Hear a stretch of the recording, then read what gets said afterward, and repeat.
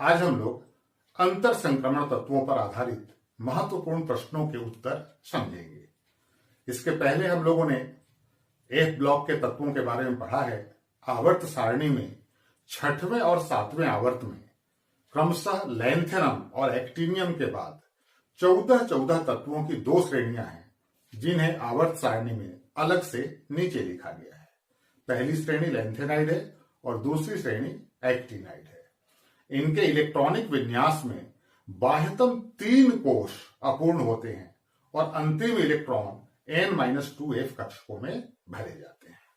तो चलिए देखते हैं लैंथेनाइड क्या है और एक्टिनाइड क्या है। तो सबसे पहले हम देखते हैं लैंथेनाइड। आवर्त सारणी के छठवें आवर्त में लैंथेनम के बाद आने वाले 14 अंतर संक्रमण तत्वों को लैंथेनाइड कहा जाता है। इनके इलेक्ट्रॉनिक विन्यास में अंतिम इलेक्ट्रॉन 4f कक्षकों में भरे जाते हैं और यह सभी तत्व लैंथेनम से गुणों में समानता प्रदर्शित करते हैं। अब लैंथेनाइडों में यदि प्रोमेथियम परमाणु क्रमांक है 61, इसको छोड़ दिया जाए तो बाकी सारे तत्व अरेडियो एक्टिव, नॉन रेडियो एक्टिव तत्व हैं। और लैंथेनाइडों में यदि हम लैंथेनम को भी सम्मिलित कर दें तो 15 तत्वों की एक श्रेणी प्राप्त होती है, जिसको लैंथेनोन कहा जाता है। अब नेक्स्ट एक्टिनाइड। तो आवर्त सारणी के 7वें आवर्त में एक्टिनियम परमाणु क्रमांक 89 है। उसके बाद आने वाले 14 अंतर संक्रमण तत्वों को हम एक्टिनाइड कहते हैं। सभी एक्टिनाइड रेडियो एक्टिव तत्व होते हैं। इनके इलेक्ट्रॉनिक विन्यास में अंतिम इलेक्ट्रॉन 5f कक्षकों में भरे जाते हैं और ये सभी एक्टिनियम से गुणों में समानता प्रदर्शित करते हैं। अब यदि एक्टिनाइडों में एक्टिनियम को भी शामिल कर दिया जाए तो 15 तत्वों की एक श्रेणी प्राप्त होती है, जिसको हम एक्टिनोन कहते हैं। तो इस प्रकार यह भी एक महत्वपूर्ण प्रश्न है, कई बार पूछा जा चुका है कि लैंथेनाइड और एक्टिनाइड से आप क्या समझते हैं। अगला प्रश्न है लैंथेनाइड संकुचन से आप क्या समझते हैं, इसके परिणाम लिखिए। तो लैंथेनाइड संकुचन हम लोगों ने 11th क्लास में ही पढ़ा है। आवर्त सारणी में जब आवर्ती गुणधर्म हम लोग पढ़ रहे थे तब ये लैंथेनाइड संकुचन को पढ़ा था। तो लैंथेनाइड श्रेणी में तत्वों के परमाणु क्रमांक में वृद्धि के साथ उनकी परमाणविक और आयनिक त्रिज्याएं क्रमशः घटती है। इस घटना को ही लैंथेनाइड संकुचन कहते हैं। और लैंथेनाइड श्रेणी में जब हम बाएं से दाएं चलते हैं तो तत्वों के परमाणु क्रमांक में वृद्धि के साथ इलेक्ट्रॉनों की वृद्धि 4f कक्षकों में होती है। अब 4f कक्षक के जो इलेक्ट्रॉन हैं वो नाभिक और बाह्यतम कोश के इलेक्ट्रॉन के बीच परिरक्षण प्रभाव उत्पन्न नहीं कर पाते हैं। परिरक्षण प्रभाव बिल्कुल न्यूनतम होता है, क्योंकि इनकी आकृति ऐसी होती है कि परिरक्षण प्रभाव उत्पन्न नहीं कर पाते हैं। तो ऐसी स्थिति में जैसे जैसे परमाणु क्रमांक में वृद्धि होगी, नाभिकीय आवेश बढ़ेगा और बाह्यतम कोश के इलेक्ट्रॉन पर नाभिकीय आकर्षण प्रबल होता जाएगा, क्योंकि यहां परिरक्षण प्रभाव तो काम कर नहीं रहा है। परिरक्षण प्रभाव का मान कैसा है? न्यूनतम है। तो जब परिरक्षण प्रभाव न्यूनतम हो जाएगा, बाह्यतम कोश के इलेक्ट्रॉन पर नाभिकीय आकर्षण बढ़ेगा, तो परमाणु के आकार में संकुचन होगा। तो इस प्रकार परमाणु क्रमांक में वृद्धि के साथ तत्वों के परमाणु एवं आयनिक आकार में कमी होती है और इस घटना को ही हम लैंथेनाइड संकुचन कहते हैं। अब लैंथेनाइड संकुचन का क्या प्रभाव है तत्वों पर? तो हम देख रहे हैं कि आकार में कमी होती है। तो जब आकार में कमी होगी परमाणु क्रमांक में वृद्धि के साथ, तो उनकी आयनन ऊर्जा में वृद्धि होगी, विद्युत ऋणता में वृद्धि होगी और ये जो आयन है लैंथेनाइड आयन M+3 प्रकार का आयन बनाता है। तो लैंथेनाइड आयनों पर समान आवेश और छोटे आकार होने के कारण इनके रासायनिक गुणों में अत्यधिक समानता पाई जाती है। और नेक्स्ट पॉइंट हम लोग दे सकते हैं कि रासायनिक गुणों में अत्यधिक समानता के कारण शुद्ध अवस्था में इन्हें अलग अलग प्राप्त करना बहुत कठिन होता है, क्योंकि इनके रासायनिक गुण एक जैसे होते हैं, लगभग समान होते हैं। तो यह भी एक बहुत ही इंपॉर्टेंट प्रश्न है कि लैंथेनाइड संकुचन से आप क्या समझते हैं, इनके परिणाम लिखिए। तो ये कई बार एमपी बोर्ड में रिपीट हुआ है। अगला प्रश्न हम लोग देखते हैं, गुणधर्म पर आधारित है। लैंथेनाइडों के निम्नलिखित गुणों की विवेचना कीजिए। पहला इलेक्ट्रॉनिक विन्यास और दूसरा ऑक्सीकरण अवस्था। तो एक एक करके देखते हैं। सबसे पहले इलेक्ट्रॉनिक विन्यास। तो लैंथेनाइडों के इलेक्ट्रॉनिक विन्यास में अंतिम इलेक्ट्रॉन 4f कक्षकों में भरे जाते हैं और इस प्रकार हम इनका सामान्य इलेक्ट्रॉनिक विन्यास लिख सकते हैं। 4f 1 से 14, 5d में रिक्त भी हो सकता है या एक इलेक्ट्रॉन संभव है, और 6s में 2। 5d में एक इलेक्ट्रॉन कब आएगा? यदि 4f कक्षक में 7 इलेक्ट्रॉन हो या 4f कक्षक में 14 इलेक्ट्रॉन हो, तब एक इलेक्ट्रॉन 5d में चला जाता है। इसके पीछे कारण है कि अर्धपूरित और पूर्ण पूरित कक्षकों का विन्यास सममित होने के कारण अत्यधिक स्थायी होता है।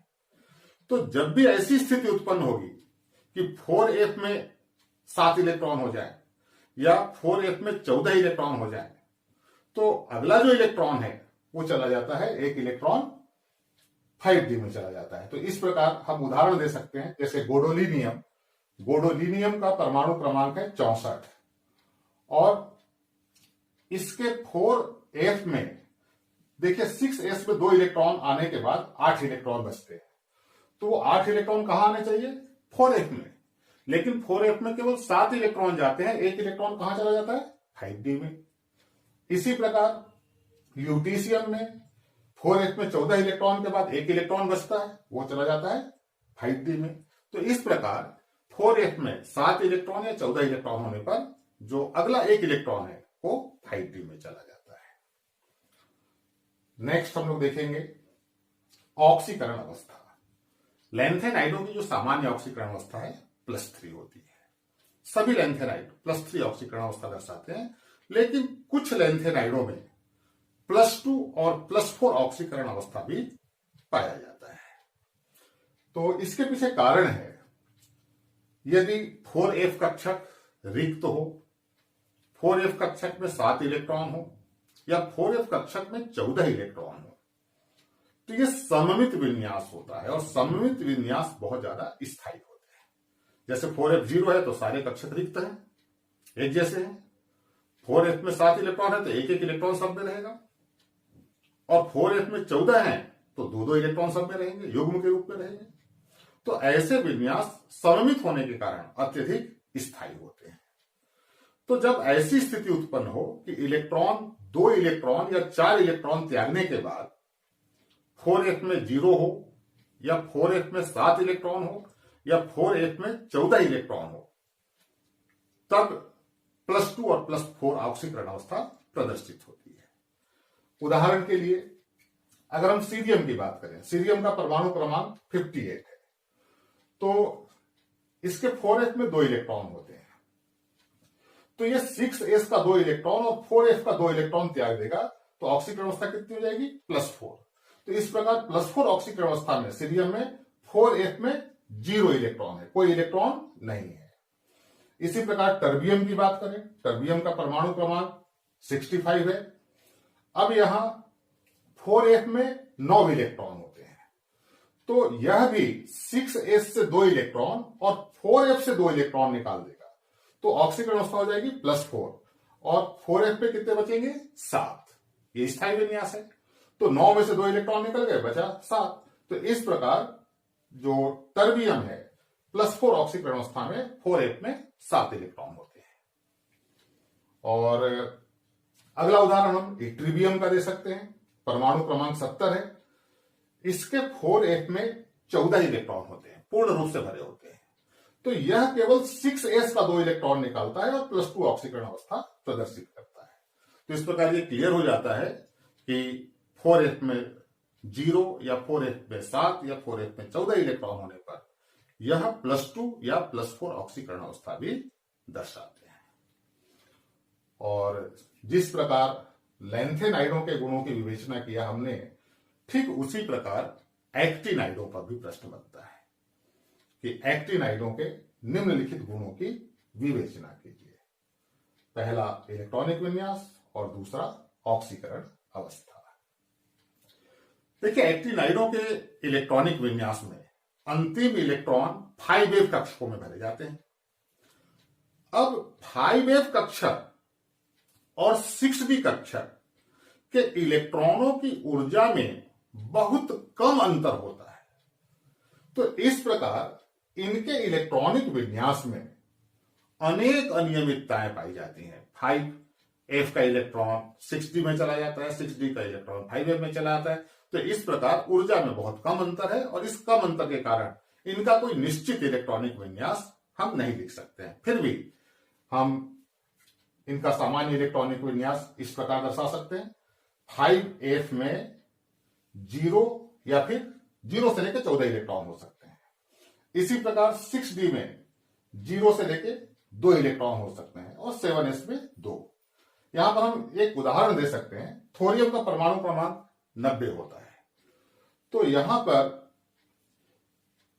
7s में 2 इलेक्ट्रॉन भर जाने के बाद 5f में 2 इलेक्ट्रॉन भरने चाहिए। 2 इलेक्ट्रॉन बचते वो कहां आने चाहिए? 5f में। लेकिन वो 5f में न जाकर कहां चले जाते हैं? 6d में चले जाते हैं। 5f रिक्त रहता है।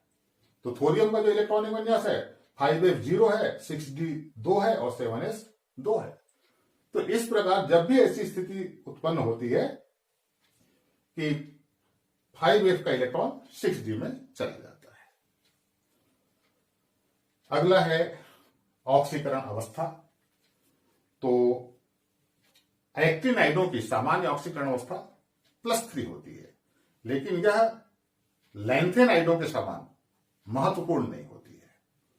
सभी जो एक्टिनाइड हैं ये +3 के अतिरिक्त +4, +5, +6, +7 ऑक्सीकरण अवस्था भी प्रदर्शित करते हैं।